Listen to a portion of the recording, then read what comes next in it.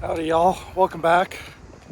Sorry it's taken me a couple weeks or several weeks to get another video out here. Been pretty busy. I was out of town, had a private cooking event up in Colorado, up in the mountains. Oh no, they're not. Oh, they're not in their little sleeves this year, okay. Wait, no sleeves. All right, so 25 lobsters per box. We're gonna load up 4 boxes of 100 lobsters and get these guys cooked. That was pretty spectacular. Cooking over 1,000 lobsters and about 700 pounds of clams up around 8,000 feet of elevation.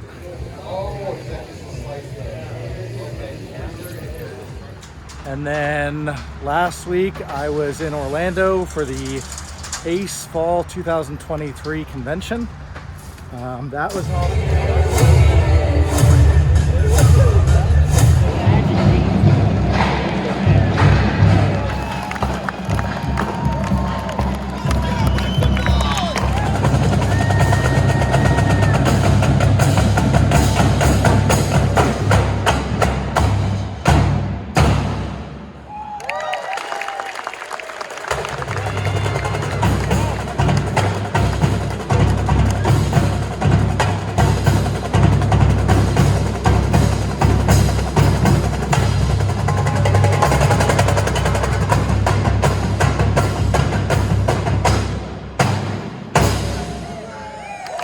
Stay tuned to the end of this video, and gonna have something special on there.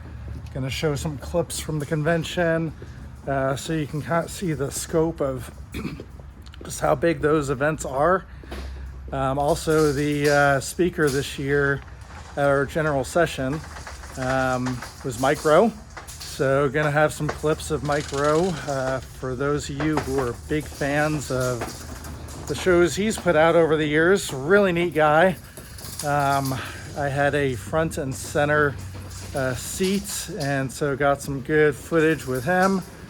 So I'll put that out there. So make sure you stay tuned to the end of this video. Check that out. To those of you who've been reaching out to me and asking about an episode 3 video on the house, we're gonna try and get that for you here today.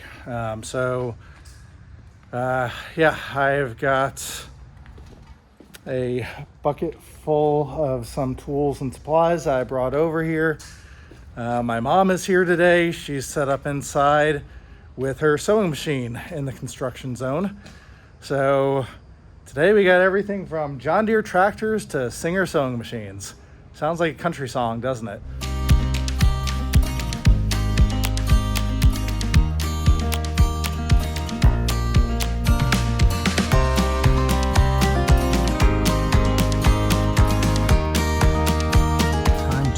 Out a water heater, 40 gallons natural gas. You're the one. Let's get you loaded up.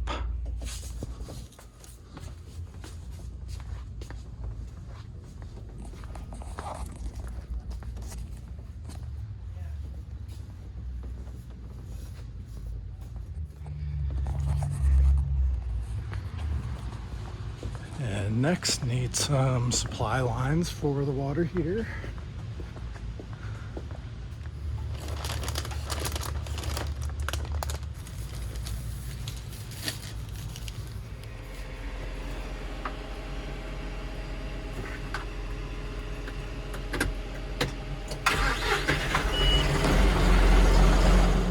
All right, so got everything loaded up here in the tractor for the water heater. And all of its connectors, so gonna bring that over to the house right now, and not sure if I'll get a chance to start hooking things up today. I think tomorrow I should have some time. Having some issues with the air pump on the septic system. I've had an alarm going off on that, so I think tomorrow we're gonna try to get over there, get that figured out. I have a feeling where it connects into the tank, one of the lines broke. So need to figure out what parts we need, get that fixed up. But yeah, so we'll probably do the water heater at the same time as that. Heading to the Fall ACE convention here in a couple days, so I've been really busy trying to get things done while I'm around. I was able to order a few more things that are needed for around here. Like this, well, didn't have to order the water heater and that stuff, had them in stock in the store. I did order the network bridge I need to get internet between the two buildings here. I received the notifications that those items have been processed and have shipped now, so that's good, because last week they were all out of stock. So got the internet moving along. So yeah, trying to get some of this plumbing stuff done over the next couple days, and hopefully about a week from now when I'm back, I can get the appliances, get them installed. So trying to shuffle some things around. It wasn't what I had planned, but that's what happens sometimes. So gonna get this stuff unloaded in the house and maybe unbox things and start to mock them up. And yeah, so I'll be back in just a minute. Okay, so one thing I've been really curious about is how everything's going to fit into this laundry utility closet. This is how it was set up before. Now, I have never actually seen what size washer and dryer they had in here. I know it's going to be tight. I think it's all going to fit. So while I'm over here, I'm dying to know. So I'm going to clean out some of the stuff that's sitting in there right now for storage, and get the washer tucked away, because it's going to have to go all the way behind this little stubbed out wall. It's going to have to tuck in there, and then the dryer and the water heater. Hopefully there's room for the routing on the dryer duct vent. So I'm going to move this stuff around a little, and hopefully I will be excited in just a minute. All right, let's take a look at this. Okay, well that worked out perfect. So have the washing machine tucked away behind the little stub wall right there, dryer right next to it, and then I have the drain pan for the water heater sitting in place, and there's just enough room for everything, and was able to pull the washer forward, and there's enough space behind for the dryer duct. So thank goodness all that worked. I really didn't want to have to tear out any more walls there and redo it. So yeah, it looked like we were gonna have enough space. Looks like we have just a few inches to spare, so that is wonderful. And there is room for me to come in and put a couple doors back on this to close it off. So nice when things work out. Okay, so I'm back over here at the house. I'm gonna start working on getting the water heater installed. So what I decided to do was, even though the new water heater is taller than the old one, I'm still able to utilize the old stand. It was galvanized, it was rusty and not looking too good. So I got that cleaned up, painted it with some black flats paint. So it looks really nice. So since I am utilizing the old stand, I will be able to use the old drain line. I thought about just putting this on the ground, but I would have had to abandon that line, had more drywall work to do to close that up, cut a new hole in, redo a new drain line. So I have enough height to my vent for this gas water heater. So I'm just gonna go ahead and utilize that stand we cleaned up. Should be pretty easy. All right, here we go. All right, so since I don't have a light in here yet, I brought over a little spotlight to use. The fitting that came with the new drain pan is a 1-inch. I just cut off this old coupler. The drain line that was going through the wall is a 3/4 inch. So I'm gonna have to go back over and get a reducer from 1 inch to 3/4. I'll be right back over and I'll get this hooked up. Okay, so one of the great things about plumbing is there's always 2 or 3 or even more ways of doing something. I could have come in here with a bushing, reduced down to 3/4 of an inch, come with a 3/4 inch pipe to a 3/4 coupling. I just felt it was simpler to use the 1-inch pipe out of the 1-inch fitting that came with the pan, and then doing a 1-inch to 3/4 inch reducer. So I'm able to accomplish this with 2 pieces instead of 3. So got it all fitted in here, got my stand nicely in position. Have plenty of room around this. Fits in with my overflow line on the back with my pressure relief line on the front. So I'm able to reuse all those. Have the pan centered nicely on the stand. So now that it's all mocked up, I'm gonna go ahead and pull this apart, clean the PVC and cement it, and we will be done with this portion. So I'm gonna go ahead and use the purple primer, get these parts cleaned up, and then I'll go ahead and cement them together, get everything in position before it cures. Okay, ready for the 3-compartment sink next door. So loaded up in the tractor, got it protected with blankets and strapped down, and hopefully we can survive the rough trip over there. Let's see how this goes.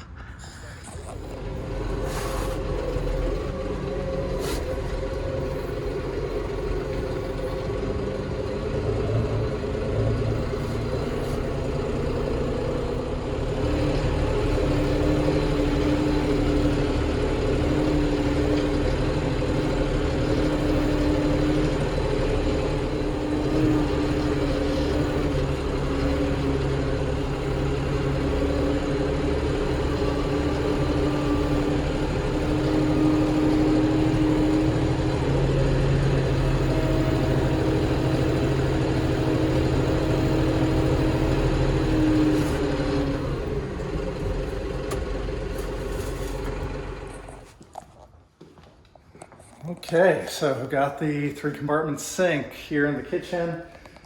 So that's about how it's going to be situated. You know, there's looked at a few different options here, talked with a number of people. Everyone has different opinions on these things. Yes, I know normally a sink would be centered under a window. However, with the drain boards on this really long sink here, that isn't possible with that wall. Talked about moving the wall, you know, then you're taking up the space from, I just had enough room to fit the water heater, the dryer, and the washer in here. So moving walls, I mean, it was just to try to fit things in there was gonna end up costing probably another $5,000. So decided to go with the dishwasher here in the corner. The sink is going to be situated about where it is now, so the drain board will be kind of the edge of the sink, will be centered on the window, the drain board, and then the sink compartments will start with the solid wall.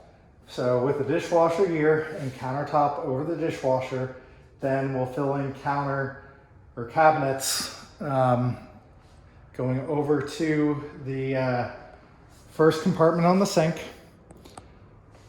The countertop will come and tuck in under the drain board, and then it's a standalone sink, so the legs are right there inside of it. So those will go on. The bottom of the sink is all going to be exposed, so it's going to be exposed drain work going over to where we tie in the dishwasher, the discharge from the 3-compartment sink, all exiting through the exterior wall right there. Then we'll pick up with cabinets, again going over, and have the refrigerator, freezer over in the corner. And then on this wall, we'll have the gas range centered with cabinets on the sides, vent hood, wall mounted stainless steel vent hood in the middle, and then cabinets on the sides. I'm going to get the appliances installed, get the sink installed, and just get things functional. I won't be doing cabinets at this point. I'm gonna be saving up and trying to find the right flooring and cabinets, but have all the appliances here. They were all delivered a few days ago. It's Wednesday now. They were delivered on Friday. So everything's ready to go. Over the next couple days, I'm going to try to get everything mocked up in place. I was really focused on getting the water heater all hooked up. That's all done as of yesterday. It is running. Have hot water in the house again. Hooray, that's great. Going to get the washing machine connected. Gonna get the dryer connected.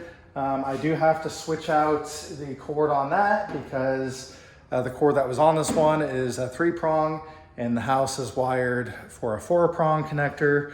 Not a big deal, take about 5 minutes, get that switched over. Then I'll move here into the kitchen and start putting all the appliances in. Okay, it's exciting, here we go. 42. You want to take a break, lunch, or no? No, I'm okay. Okay, so starting on the second window now. Not gonna be able to do this one-handed, but using just a basic old-fashioned pipe cutter, getting these cut to length, and then using the pipe threader, and then putting on my floor flanges and my street 90s to make a curtain rod. So yeah, got the first one done. Moving on, still have 9 more to do today. All right, here we go.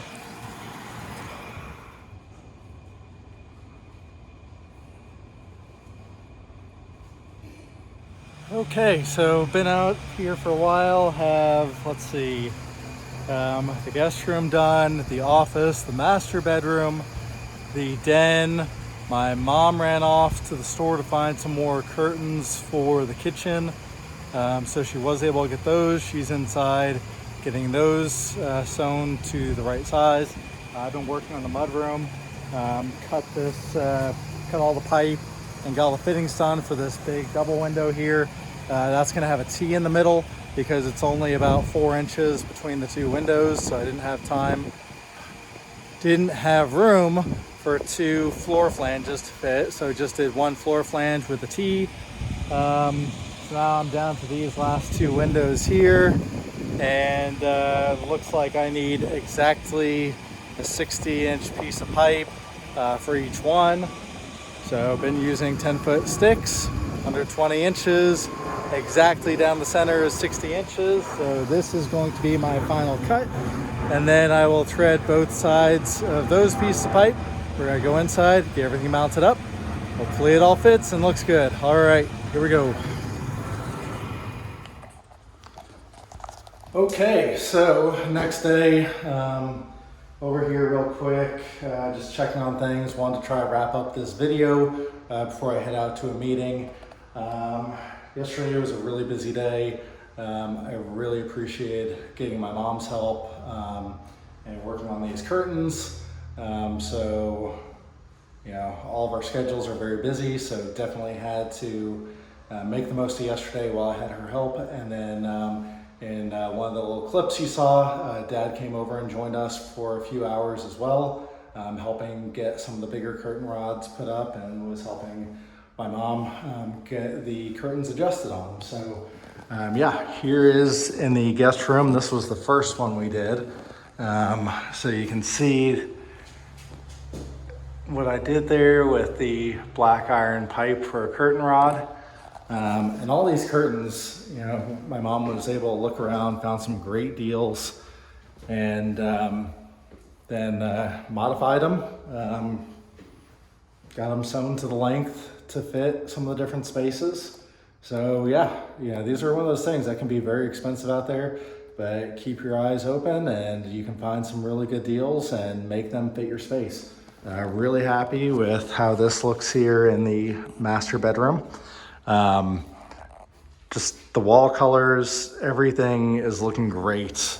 Yeah, I really like the way this looks with these black iron pipes. So it's gonna be fun playing with some of these finishes as I go. It's kind of a dark morning. It's actually raining here right now. So it's very dark inside here, but you can see also got the ones up in the living room. Don't have the ones up in the kitchen yet. Actually, we didn't have those curtains yet. My mom ran off for a little while and was able to find a great deal on some of those. So yeah, good things happening. Oh, by the way, at the beginning of the video, I had mentioned My mom's sewing machine was a Singer. I was sorely mistaken my whole life.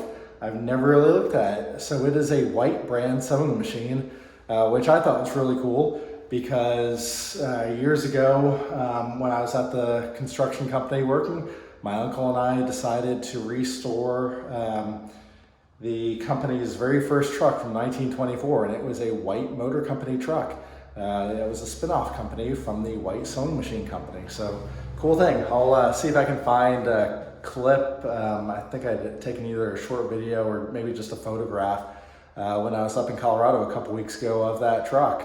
So yeah, I'll try to put that in the video right here as well. All right, stay tuned, more coming. Getting close. Next is going to be the appliances and the kitchen sink, getting those in, getting them hooked up, getting them functional, and then we can move on with a lot more work and putting some personality in this place. All right, thanks for following. Remember, like, subscribe, share, say good things, leave comments, all that. I appreciate everything. I love all the great comments people have been leaving. It's awesome. I love responding to them. Glad I can help y'all. All right, have a great day. See you soon. Let's see, how about, some people say a man is made out of mud, or a man's made out of muscle and blood, and skin and bone, a mind that's weak, and a back that's strong. You load 16 tons, what do you get? Another day older and deeper in debt. Well, St. Peter, don't you call me, 'cause I can't go. I owe my soul to the company store. On hindsight, maybe that's the wrong song to sing.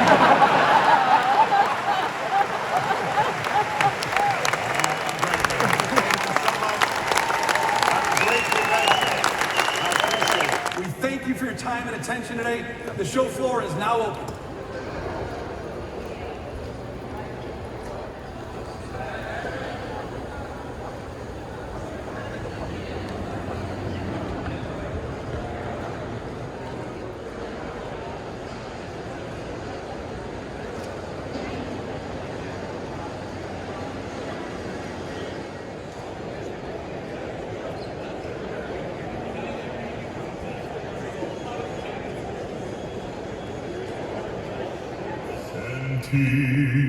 Il resto al pianto scendere sacramente o devi l'emecrazia ricevi. And he said, Mr. Rome, you have no idea what you're singing. And I said, no, I don't. You know the rest of the story. You're 100 miles off the Russian coast, the Pribilof Islands. You're on a boat that's 80 feet long. You're in seas that are 30 feet high. They're 800-pound steel pots sliding around a deck that's encased in ice. And you're working for 2 or 3 days at a time with no sleep. You know, it's beyond extreme, and it's just surreal. I remember one day, the first day things got really, really snotty out there, and I couldn't believe we were working, much less filming in it. You know, I was on a stack of pots at the back of the boat, looking down at the deck. And when you're 20 feet in the air in 30-foot seas looking down at it, it's like standing up and looking at the top of your shoe. And it's just unspeakably hazardous. And I crawled off the stack. I told my camera guy to put his camera down. And I walked into the wheelhouse, and I said to the captain, hey, you know, at what point do we just kind of throw the flag on this? This guy, by the way, is hunched over the wheel. He's got a cigarette in his mouth. He's got a cigarette in his left hand. He's got a cigarette behind his ear, lit. It's like a human chimney, this guy. And he's got a cigarette on the sextant.